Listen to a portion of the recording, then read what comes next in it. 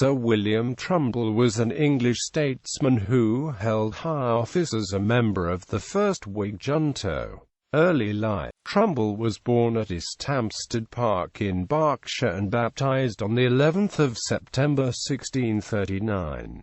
He was the son and heir of William Trumbull and grandson of William Trumbull, the Jacobean period diplomat. His mother was Elizabeth Wekelin, only daughter of George Rodolphe Wekelin. He received his early instruction in Latin and French from his maternal grandfather, and was sent in 1649 to Wokingham School. He matriculated from St John's College, Oxford on 5 April 1655, being entered as a gentleman commoner under the Rev. Thomas Wyatt, and in 1657 was elected to a fellowship at All Souls College, Oxford, which he probably retained until his marriage in 1670. In the same year he was entered at the Middle Temple. He graduated Bachelor of Civil Law on 12 October 1659. After completing his degree, he visited France and Italy, where he met several distinguished persons, such as Lords Sunderland and Godolphin, Algernon Sidney and Henry Compton. In 1664 and 1665 he travelled in company with Sir Christopher Wren and Edward Browne. In 1666, Trumbull returned to college, and in 1667 he was awarded a doctorate of civil law. Professional life. He was admitted an advocate in Doctors' Commons in London on 28 April 1668 and began practising in the ecclesiastical and admiralty courts. He would remain for the next 15 years, becoming a lawyer of high repute. Through the offices of his father-in-law, Sir Charles Cotterell, he was appointed Chancellor of the Diocese of Rochester in 1671 by its bishop, John Dolben, the future Archbishop of York, and benefited much from the friendship and patronage of that great and good man. In 1683, he was appointed Judge Advocate of the Fleet by Lord Dartmouth, George Legge, in an expedition to evacuate the British colony at Tangier, where he was to act as commissioner for settling the leases of the houses between the king and the inhabitants. Samuel Pepys, who was also on the expedition, was unimpressed. Strange to see how surprised and troubled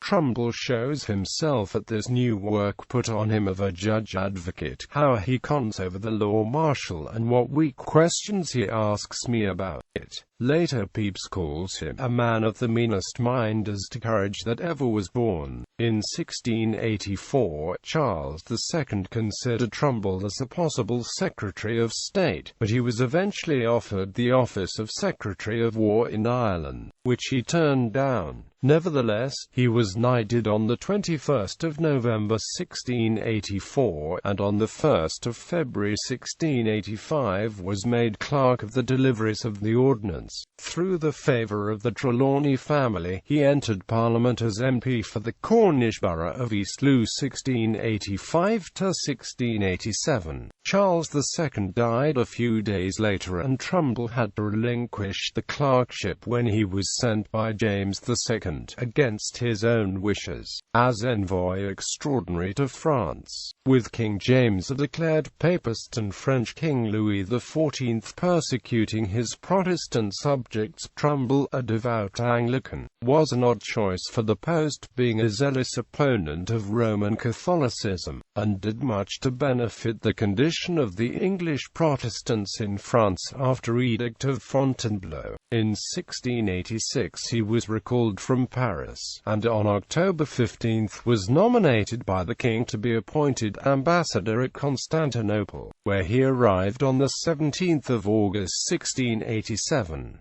He remained ambassador until 31 July 1691, when he departed Turkey. Sir William was a governor of the Hudson's Bay Company from 1696 to 1700 and the Turkey Company from 1696 to 1709. On 3 May 1694 he was appointed a Commissioner of the Treasury, and a year later was made a Privy Councillor and appointed Secretary of State for the North Northern Department. However, he was unhappy in the post, and resigned it on the 2nd of December 1697. He then retired from public life. Trumbull was a friend of both John Dryden and Alexander Pope. Dryden records, in the postscript to his translation of Virgil, that, if the last Aeneid shine amongst its fellows, it is owing to the commands of Sir William Trumbull, who recommended it as his favourite to my care. Quote, "It was Trumbull who, admiring Pope's translation of the Epistle of Sopton from the Iliad, urged him to translate the whole of Homer's works, and Pope's Spring was dedicated to him." Family life. In 1670, Trumbull married Catherine, daughter of Sir Charles Cotterell, Master of the Ceremonies. She died in 1704, they having had no children. In Scotland in October 1706, he married Judith, daughter of Henry Alexander, the 4th Earl of Stirling. They had 2 children, Judith and William. Trumbull died on the 14th of December 1716. He was buried on the 21st of December at East Hampstead Church. His funerary monument in the south transept proclaims that he maintained the character of an able statesman. His son William had an only daughter, who became the wife of the Hon. Martin Sandys, second son of Samuel Sandys, 1st Baron Sandys. She was thus the ancestress of the later Marquesses of Downshire. Letters. Many of Trumbull's letters are in the British Library and in the Record Office, London. Trumbull was on friendly terms with Pierre Bayle and was a mentor to the young Henry Street, John, later Viscount Bolingbroke, who may have met his great friend, Pope, through Trumbull.